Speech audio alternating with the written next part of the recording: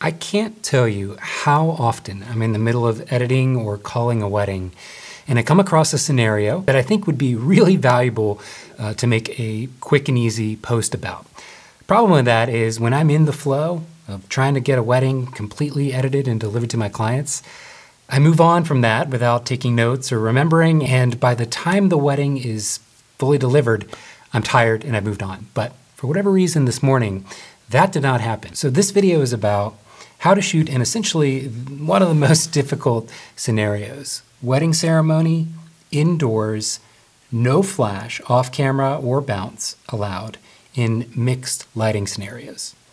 Rarely are you going to have a situation where so many things from a technical level are stacked against you, but quite often it happens during indoor ceremonies, just like you see here, where the priest or officiant or for whatever reason, somebody has told you you are not allowed to use flash. And no matter what, I will always listen and obey to the rules that are presented to me by the venue. And it's one of the things I ask my clients ahead of time, are you aware of any restrictions? Because if there are some restrictions that limit my ability to capture things the way that I normally would, whether that's physically getting close enough or equipment I would prefer to get decent light, my clients need to be aware that if they're choosing a space where that's restricted, my photos may not turn out exactly as they expect. Thankfully, that's never been a problem for me. And I'm going to show you how I deal with some of these while also jumping into a few other parts of this particular wedding that I think will be edifying. So this scenario I see quite often in indoor church venues. You've got somebody walking down the aisle. I've got this kid here, and I can't use flash, and it's mixed light. What do you do?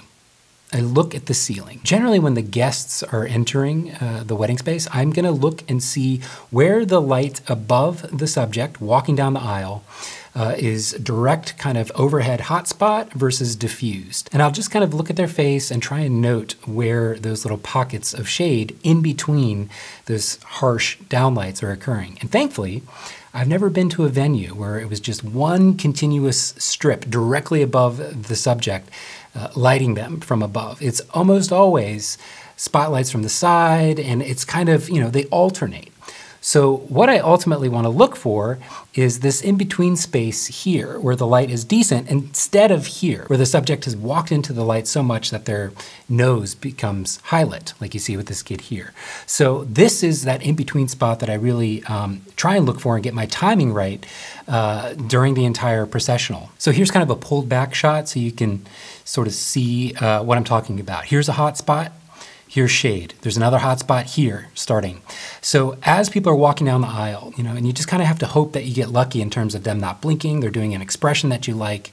As they're passing through the shaded areas when I'm going to be full steam, full frames per second, or just kind of ripping them off as fast as I can with the hopes that it's a flattering photo that's going to turn out. Keep in mind, some of these images that I'm showing you are unedited because they're not the ones I'm delivering to the client. Here's a photo of the kid, of this kid walking, out of that hotspot light and into much more usable, still not great, but what I would call, usable light in terms of flattering and directionality of the lighting. Now, here's the bride walking down the aisle, and a lot of times, if the bride is wearing a veil, you can luck out because the veil itself will kind of diffuse the light and cause some shading, which is essentially what happened with her. These are all pretty usable in terms of the quality of light. Again, unedited, a lot of these. But let me back up to where that's not the case and you can't kind of get that little cheat code with the veil.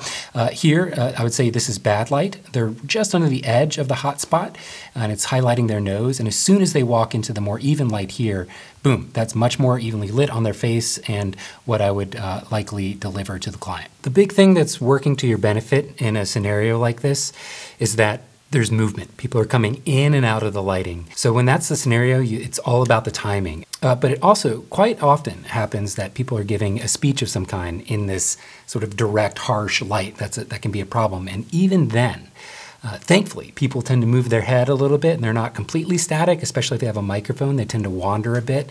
And I will wait and get the timing between when a person is in the good light or when they're looking down and into the bad light. Now, one of the things you can make up for in editing, if you didn't do a good job timing where your subject is in the light, is black and white. Black and white goes a long way toward just allowing you a lot more flexibility when clients are in, especially heart, but in general, unflattering light, kind of like the groom here, who wasn't moving. Once he was standing up there and he was situated, he was in that harsh light. It's not the worst thing in the world, and my preset does a pretty good job of kind of blending harsh light against mixed light scenarios, and I don't really mind the color version of this, but in general, I would edit and deliver a lot more in black and white if the highlight was on the nose in too many frames. Of course, if I do have control and I can use a flash, bounce flash is what I use all the time. It almost doesn't even matter how far away you are from people. Unless you're shooting in a completely black room, even then you can usually bounce. You might be more restricted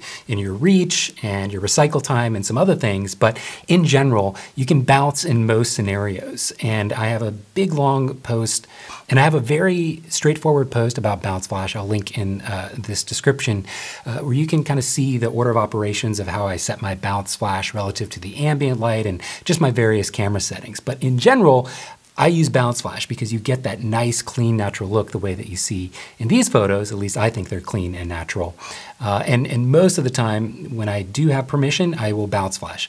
However, sometimes, like this scenario, bounce flash is not enough to override the direct laser lights of a DJ. And I just want to show you what this looked like originally, right? Really, really bright purple hot spot. And I think there's even like a weird light on his face. I guess it's just the purple light, but converting to black and white really provides some flexibility and creates much more of a flattering quality of light with the harshness of it, and of course the color being purple, not so flattering for skin tone. Here's another example. Let's reset this one. So she's got this like random DJ light, bright spot right on her face, and converting to black and white really alleviates that distraction, in my opinion, in a way that really works. But in general, unless you've got a direct laser pointed at your subject, bounce flash all day long is just my favorite tool when the lights get low in my arsenal. But quite often you are not allowed to do that in a wedding venue that's like a church or something like that, and you need to know how to deal with it. Position yourself at an angle where the harsh light is likely to be de-emphasized, or get the timing right with how people are moving through the scene. Yeah, that's all I wanted to share. Short and sweet. I hope if it's not something you've ever realized, looked for, or thought about, then it starts that process. And if it's something you already knew, then good for you. Either way, as always, thank you so much for your attention, and I will be back soon. Bye, everyone.